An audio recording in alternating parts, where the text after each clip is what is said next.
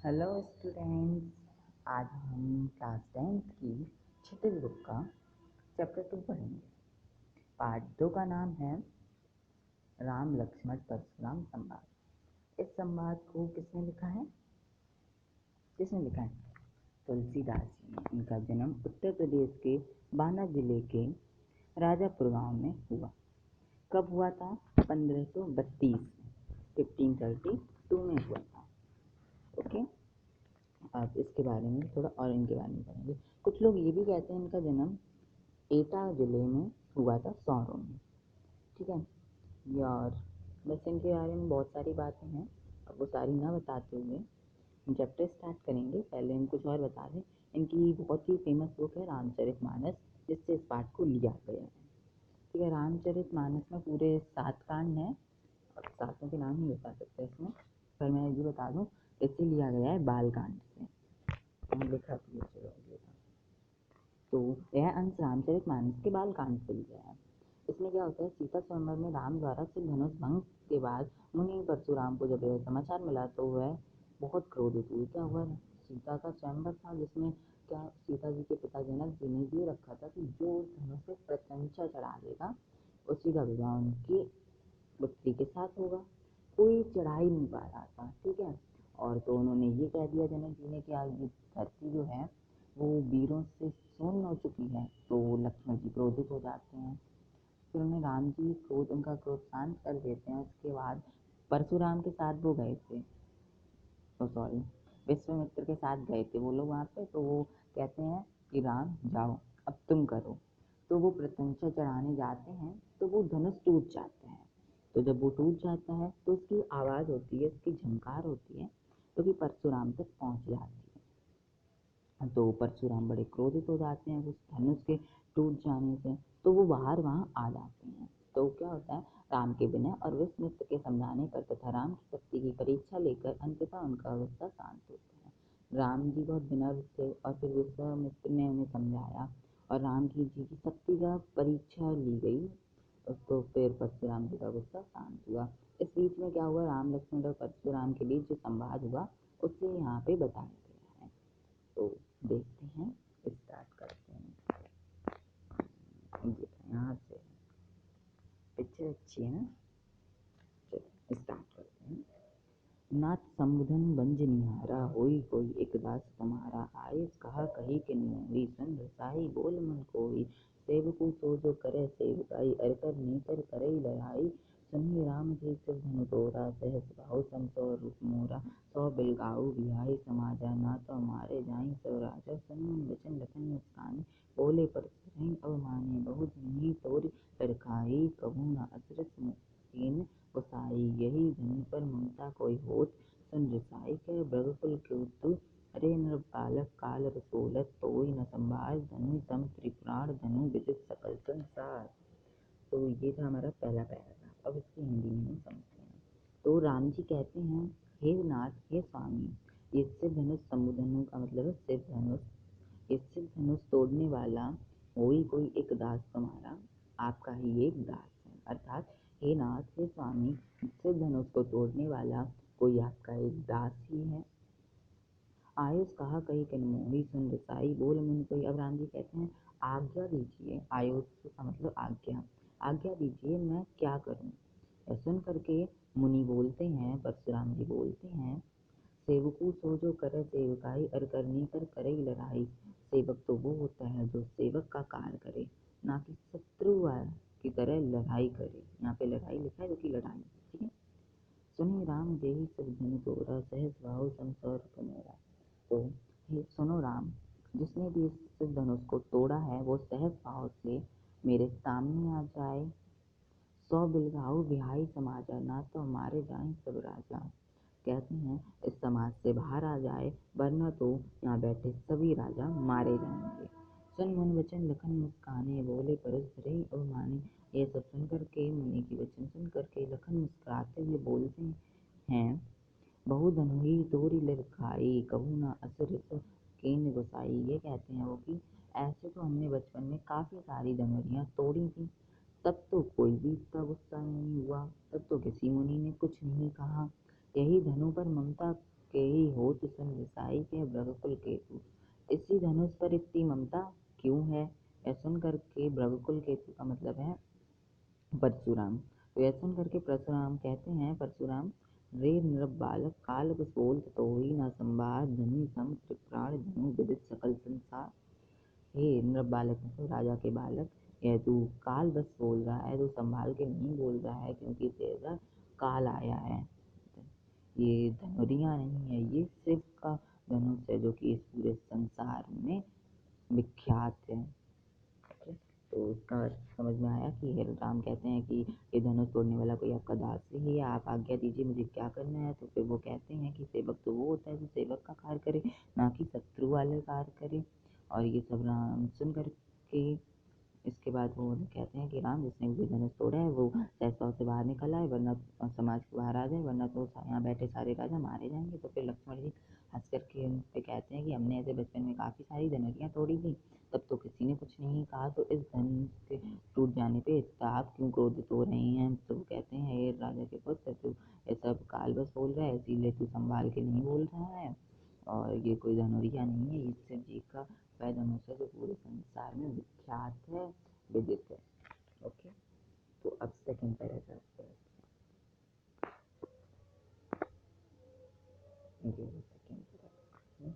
तो हम पढ़ते हैं। लखन कहा हस हमरे जाना सुनी देव सब धनुष समाना। तो लखन हंसते हुए कहते हैं कि हे देव, हे स्वामी, हमारे लिए तो सारे धनुष एक समान है।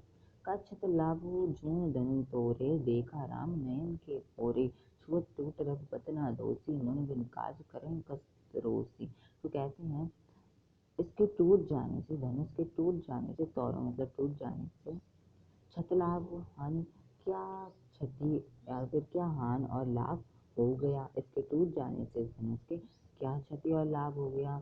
राम ने तो इससे नया समझ के सिर्फ देखा ही था, ये तो छूते ही टूट गया। तो इसमें रघुपति मतलब राम की क्या गलती है? रघुपति रघु के पुत्र, ठीक है, रघु के मतलब पत्र, वो क्या बोलना नाती, ठीक है, राम, ठीक है।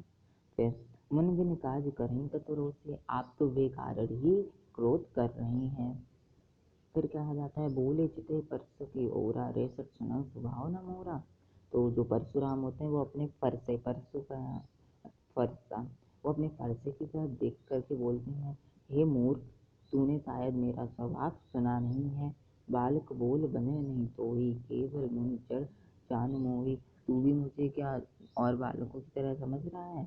मैं केवल जड़ा जूट रखने वाला मूर्ख मुनि नहीं हूँ।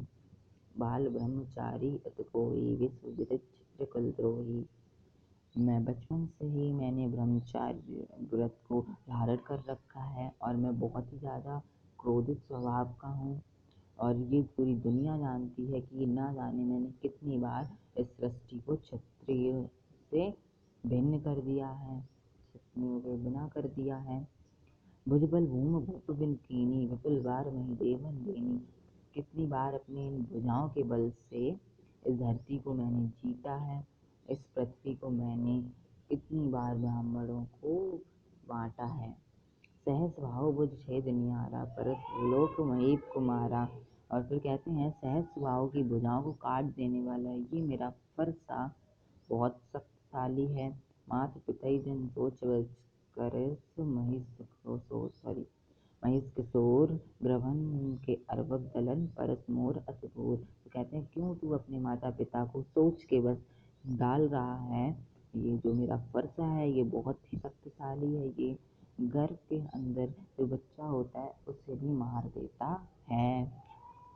तो एक बार जल्दी से फिर से इसके पैराग्राफ को मैं बता देता हूँ। तो क्या होता है, लखन जी हंस करके कहते हैं कि ये सारे मेरे लिए तो सारे धनुष एक समान है, और अगर ये इतना पुराना धनुष है इसके टूट जाने से आपको क्या लाभ या हानि हो गई है? राम ने तो इसे नए की तरह देखा था, पर ये छूते ही टूट गया। आप बेफालतू में ही क्रोध कर रहे हैं। तो वो अपने परसे की तरफ देख के कहते हैं, मूर्ख, तूने शायद मेरा स्वभाव नहीं सुना है। तुझे क्या लग रहा है मैं जटाजूट रखने वाला मूर्ख मुनि हूँ? मैं बाल ब्रह्मचारी हूँ, बहुत क्रोधित हूँ, और मैंने ना जाने कितनी बार इस यहाँ को क्षत्रियहीन कर दिया है। अपनी भुजाओं के बल पे मैंने इस सृष्टि को जीत करके कितनी बार ब्राह्मणों को दे दिया है, सहस भाव की भुजाएं काट दी थी मैंने। इसी से कहते हैं इतना ताकतवर है कि गर्भ के अंदर के बच्चे को भी मार देता है।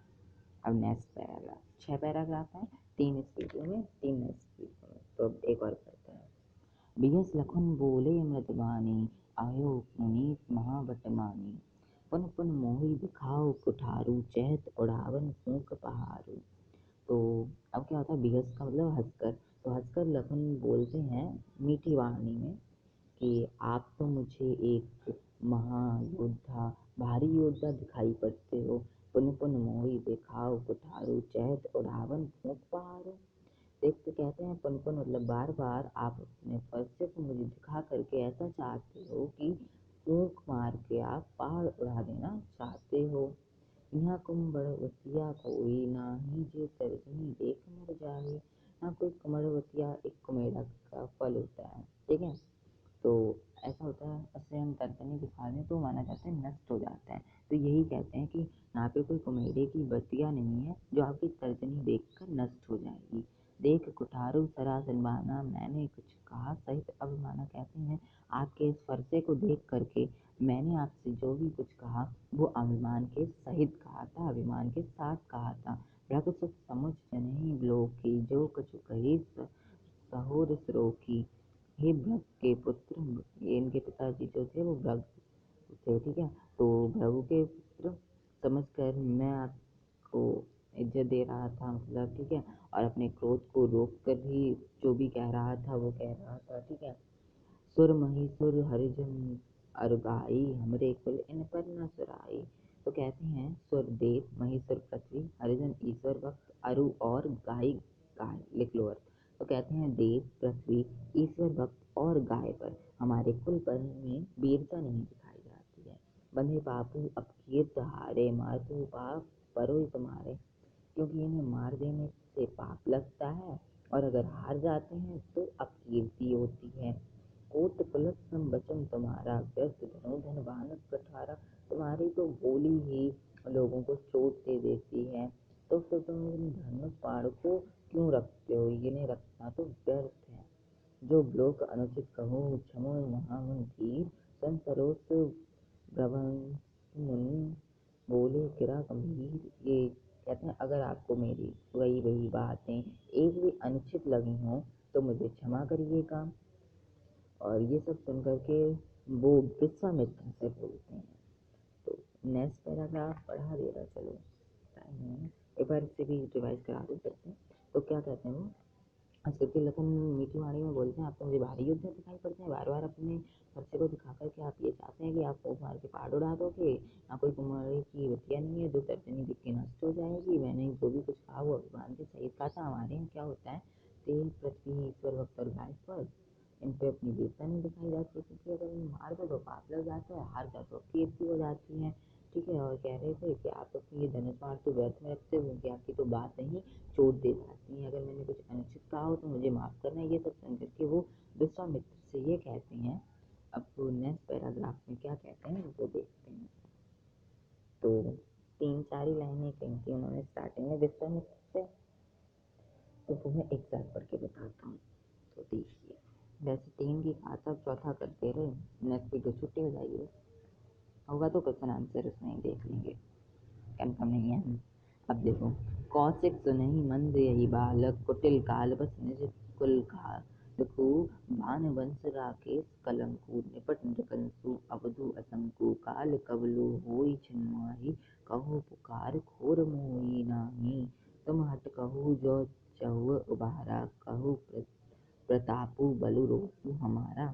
तो परशुराम विश्वामित्र से कहते हैं, हे विश्वामित्र, ये लड़का मूर्ख है, कुटिल काल बस निज कुल घातकु।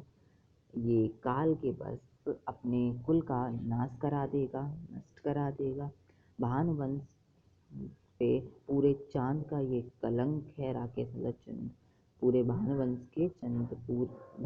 के पूरे चंद्र का कलंक है। निपट नृकंसु अवधु असंकु, निपट देखो यहाँ पे जो है ना, निपट अवधु निडर, ठीक है। निपट का मूर्ख और सट मूर्ख, और निकंस का मतलब हो गया उद्दंड। तो ये उद्दंड है, निडर है और मूर्ख है। काल कबलू होई छिन्माही, कहो पुकार घोर मोहि नाही। अगर तुम इस मरने से बचाना चाहते हो तो उससे यह कह दो, तुम हट कहू जो चहु उबारा, कही प्रताप बल रोष हमारा। इसे हमारे बारे में बता दो, हमारे प्रताप, हमारे बल, हमारे क्रोध के बारे में। तो फिर लखन कहते हैं, लखन कहे मुन सजसु तुम्हारा, तुम्हें अछत को भरने पारा। अपने मुँह तुम अपुन करनी, बार अनेक भांत बहु भरनी। नहीं संतोष तपुन कुछ कहियो, जन रिस रोग दसु दुख सहियो। वीर व्रति तुम धीर अछोवा, गारी देत न पावो सोवा। सूर समर करनी कर कहिना, जना भई आपू विद्यमान रन पै रिपु कायर कथई प्रतापु। तो अब ये कहते हैं, ये लखन अब कहना स्टार्ट करते हैं कि मुनि आप तो सही हो, ठीक है, अगर आपको कुछ आप अपने वो ये कहना चाह रहे थे कि आपसे ज़्यादा अच्छे से आपके बारे में कौन बता सकता है। अपने मुँह तुम अपन करनी, सबसे तो आप अपने मुँह से अपने बारे में बता ही रहे हैं। बार अनेक भांत बहु भरनी, और अगर आपको अभी और बताना है तो और बताइए। नहीं संतोषु तापुन पच कहीं, अगर आपको संतोष नहीं मिला है तो और कुछ कहिए। जन जिस रोग दुसो दुख सोइयो, और अपने दुख को, अपने क्रोध को रोक करके क्यों दुख को सह रहे हो। वीर व्रति तुम धीर अछोवा, गार देतना पाऊ सोवा। आप वीर के व्रत को रखे हो, सोवा नहीं देते हो, कह रहे हैं आप गाली देते हुए सोवा नहीं देते हो। सूर समर करनी कर कही न, जना भई आपू विद्यमान रन पाई रिपु कायर कथई प्रतापु। यानी जो सूरवीर होते हैं वो अपनी सूरवीरता कहते नहीं है, रणभूमि में दिखाते हैं, ठीक है। विद्यमान रन पाई रिपु कायर, और शत्रु से अपनी तारीफ ना करते हुए, अपनी कायरता ना दिखाते हुए उससे अपना प्रताप दिखाते हैं। जो 4 पैराग्राफ हो गए हैं, आपको वीडियो लाइक करनी है नेक्स्ट पार्ट के लिए। Okay bye. समझ आया है कि नहीं, कोई कंफ्यूजन रहा हो तो आप लिख सकते हो, कोई क्वेश्चन पूछना हो आपको इस चैप्टर से, you can ask please. Okay bye.